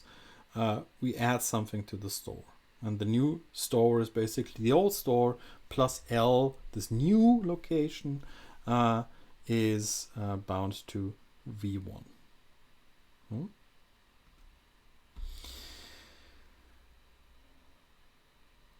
And as we already hinted towards this, as we've seen in the evaluation rules, the heap keeps on growing.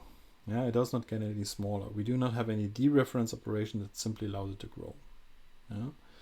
If we now implement this, we would run out of memory at some point. Yeah. A more sophisticated implementation, of course, would keep track if locations would become still reachable, and we use those would be still reachable or become unreachable. And if they become unreachable, yeah, we can reuse these locations. However, we would disregard this now in typing because, as I said, it makes things much more complicated.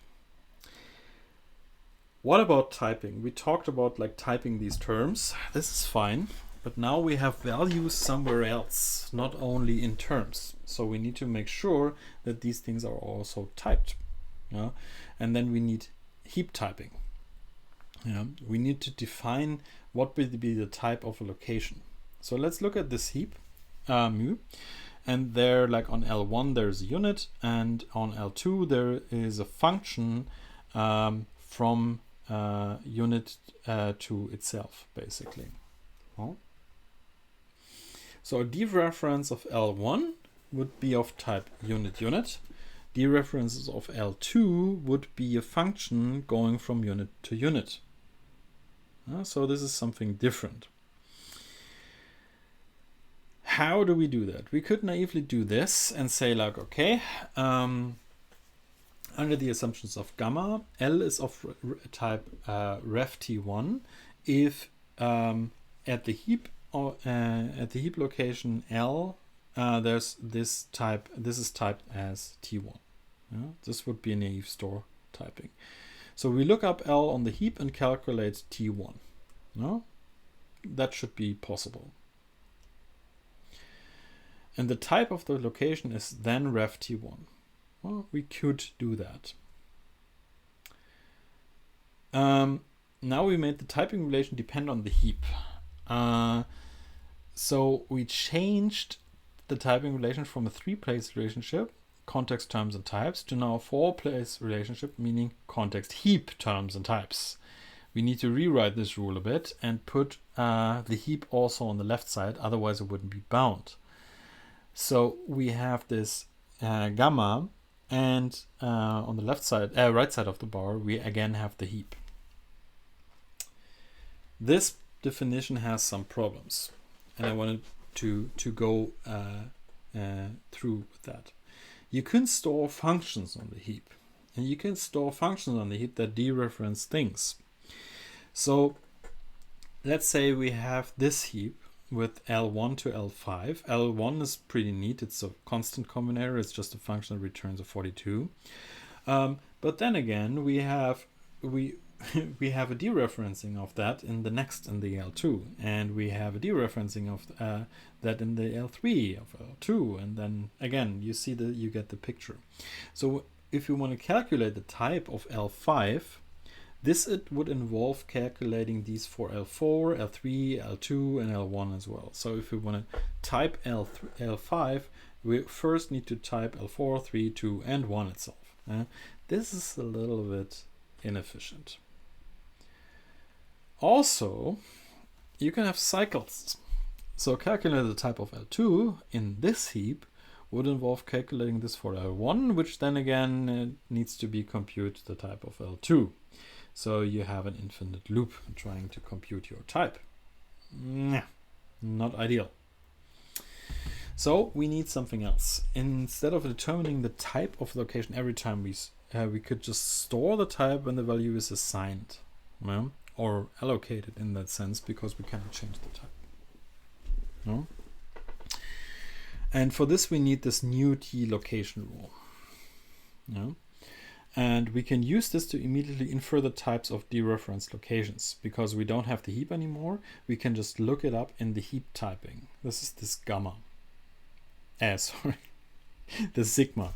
The gamma is still the assumptions that we had before, but we then have the sigma then as the heap typing.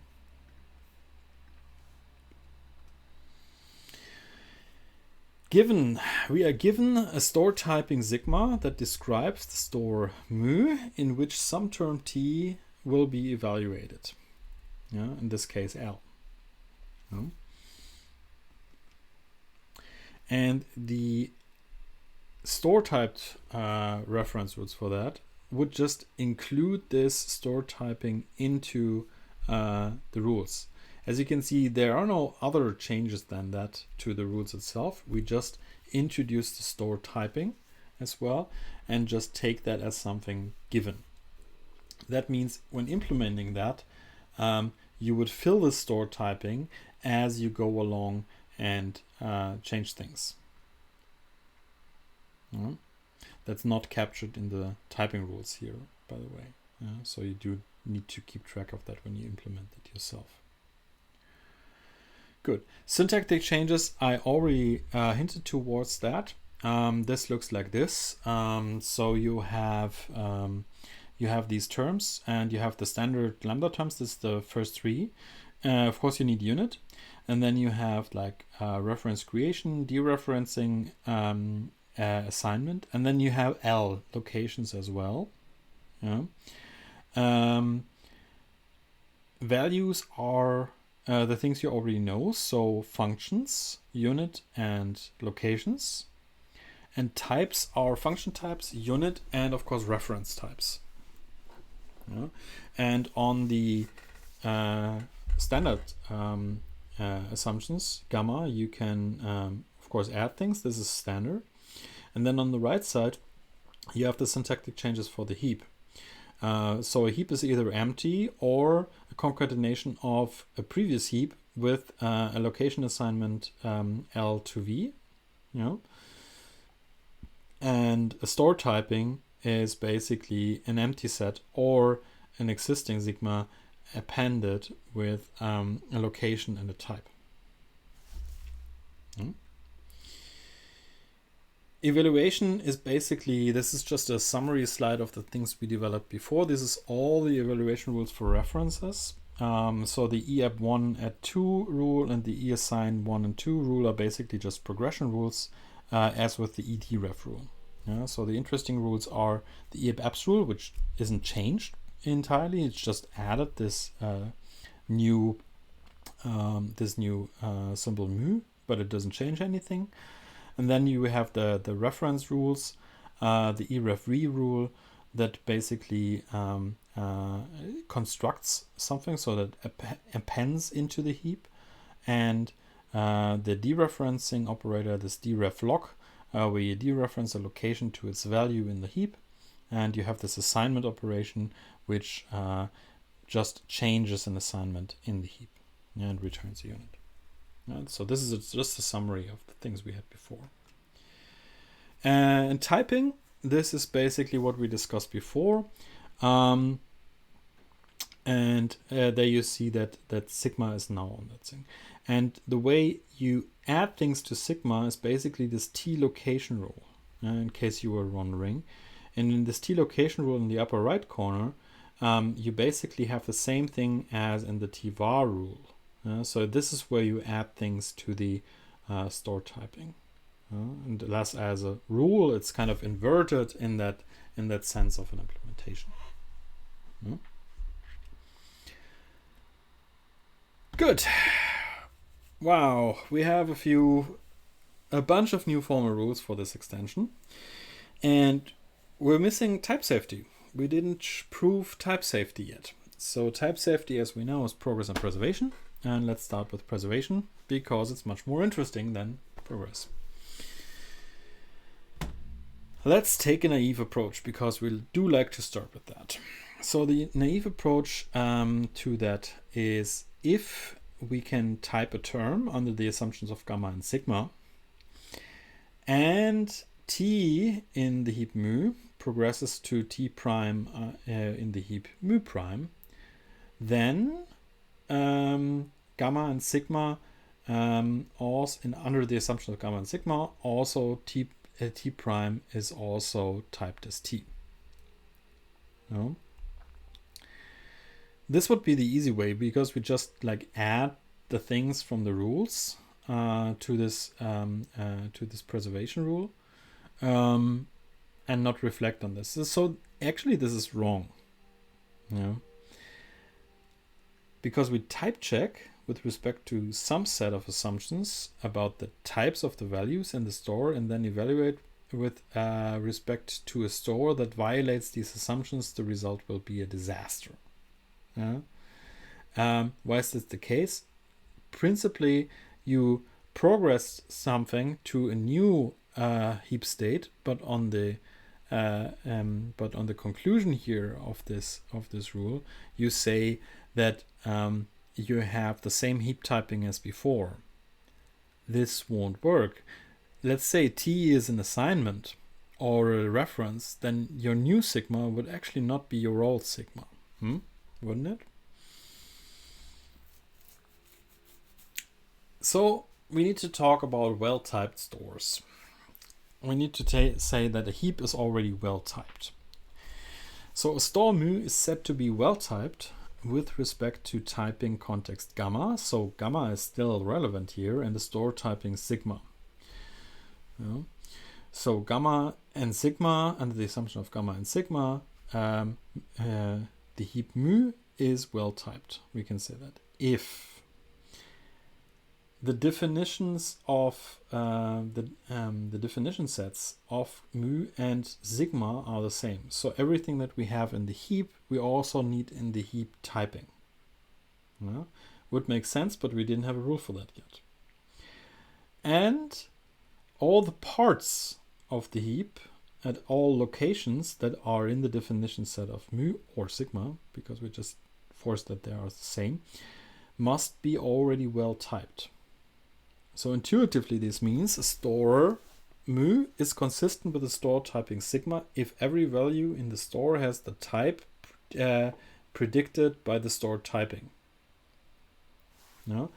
So all the contents of the heap must be represented in the heap typing as well. We wouldn't have any binding before, so we needed to introduce that definition 13.5.1 here. So now we know what a well-typed store is. That means preservation can be formed as this. So if under the assumptions of gamma and sigma, T is a well-typed term of type big T, and we have a well-typed heap, this is the second part here, and T in this heap is progressed to T prime and mu prime, then you have some sigma prime that is a superset equal, so it's either the same or larger than sigma. That for under the assumptions of gamma and sigma prime, T prime is of type T. So types are preserved, but the heap typing might be extended. And the new heap is well typed under the new assumption sigma prime.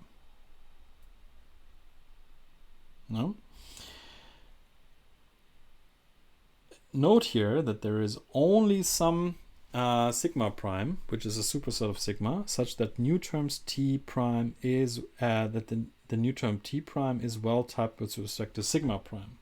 Not sigma. And intuitively, already we guessed, it's either sigma or it is sigma. It is kind of the. Oh, there is a typo actually. It's not mu. There's a sigma appended with this new type for this new location. Sorry for that. This mu should have been a sigma. I think that's also wrong in the book, but I have to look it up.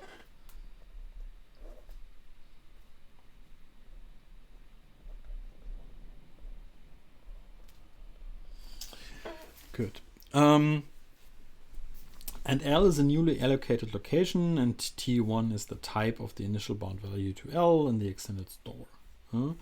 So now we have a definition for preservation that actually makes sense. we need 3 lemmas for the proof, and I'm going to walk you quickly through them because they help a lot. If you have, under the assumptions of gamma, with this extended, with this widened parameter, x is s, yeah? And sigma is, and sigma, you have a well-typed term t, of big T, of type big T, and under the assumptions of gamma, the unextended part, and sigma, you have s is typed as s, also a well-typed thing that you added. Yeah? Then you can substitute x with s in that time term t, and type that as big T.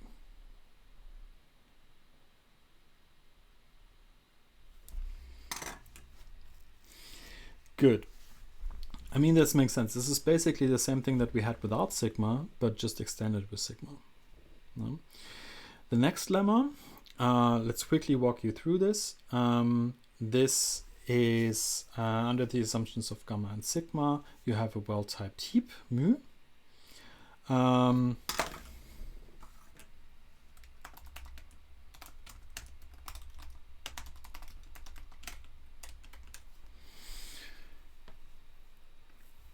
And at this location L and sigma, there is a type big T. Oh. And under the assumptions of gamma and sigma, V is of type T. Then you can exchange this location with the value in the heap. This is for, as you can see, this is for assignments. This is basically the same thing as term substitution, you know, but inside of the heap. So the third lemma gives us, under the assumptions of gamma and sigma, T is of type T, so I have a well-typed term T of type big T, and you have a superset sigma prime of type sigma. Then you can type this term T under the assumption of sigma prime as well. We need to show that this is actually, you can easily show them and put them by prove these lemmas by induction, and they pretty much hold. They're just helping us for the preservation proof. So this proof works like this 938 definition, term substitution, and this is immediate from the definition. And this is easy induction.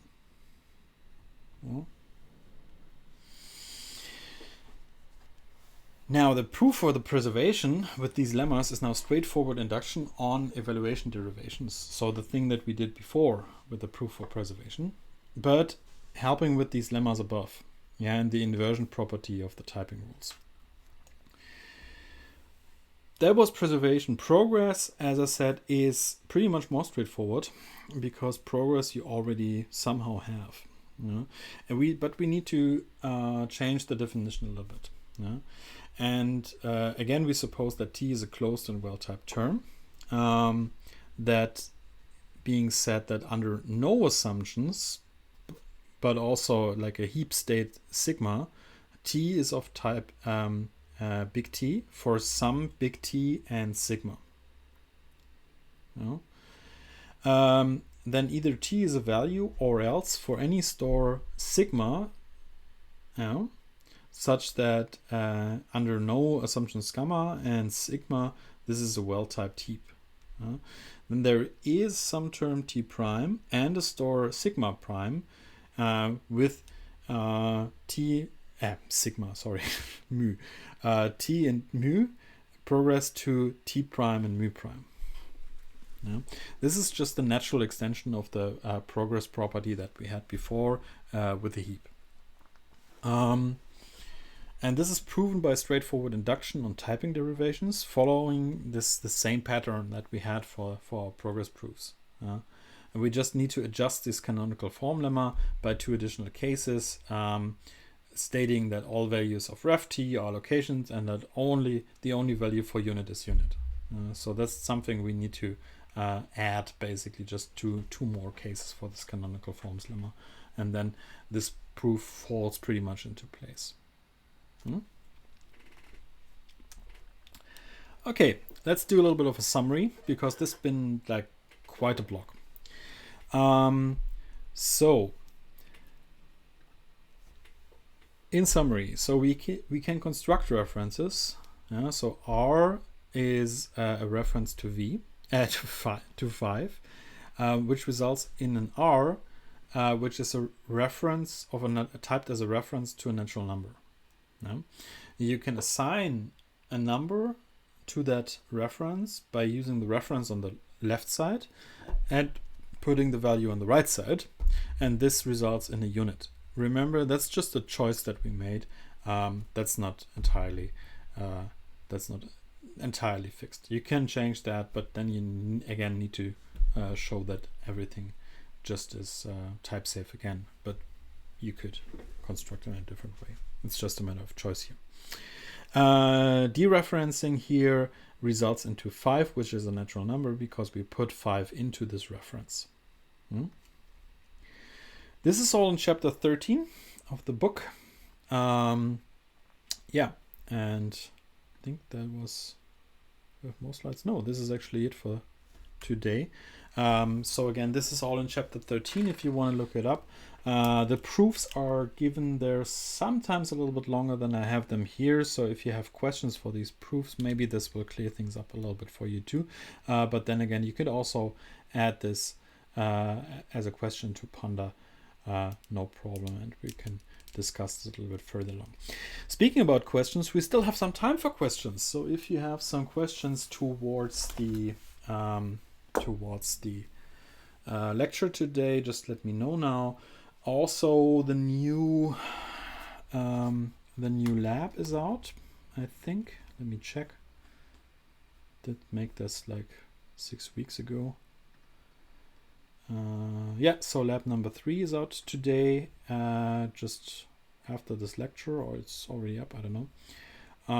And lab 2 was in there. Oh, quite some submissions for that. Let me just quickly turn on grading for that. So in a few minutes you will have all your grades up, available there. Yeah, just let me know if you have any questions. We can use the time to answer them here, or we can use Panda as you seem fit and like. And by the way, I do want to hint you towards one thing. In Panda, I also added, a few weeks ago, I already added something in the first block called Steady Feedback. And this is an anonymous form which you can fill out to anonymously give feedback to me if you have such a thing, if you don't want to attach your name to something you dislike in the lecture or that you like in the lecture. Just put it in there. I will read this from time to time. I didn't receive anything yet, but from time to time I will read this and try to incorporate this feedback as we go along into the lecture, and not wait until the official lecture evaluation in the end, of course.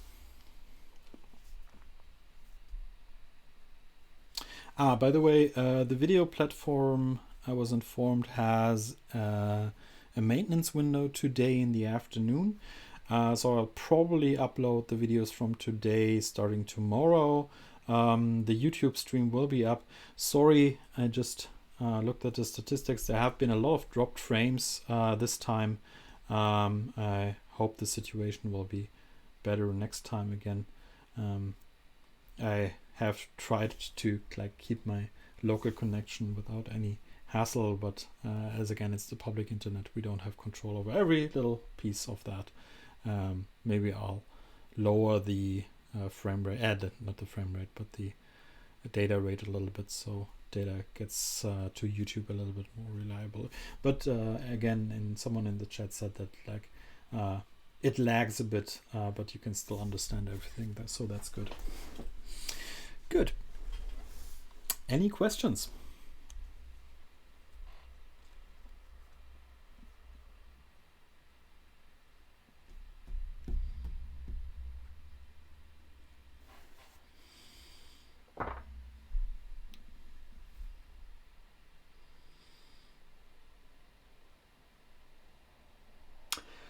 Good. If it's not the case, then I wish you a productive and good day. Seems to be a sunny one as well. At least here it is. I'm not in Paderborn, so I don't know where you are all at. Hope it's a sunny day for you too. Remember, do the exercises. There has been a new one coming out on Monday, and remember to put effort into the labs, because like you need 50% of the points at the end of the semester to get your passing grade for the course achievement, for the so-called Studienleistung, and this is kind of a prerequisite to do the exam afterwards, so please do that.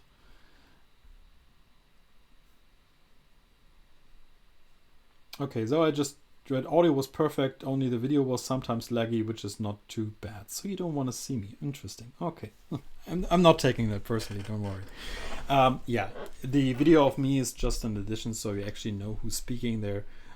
So the priority should be on the slides and the audio. And if that's coming over pretty good, then I think half of the thing's already done. Good. With this, wish you a sunny day, a productive day, and see you around. Thank you very much.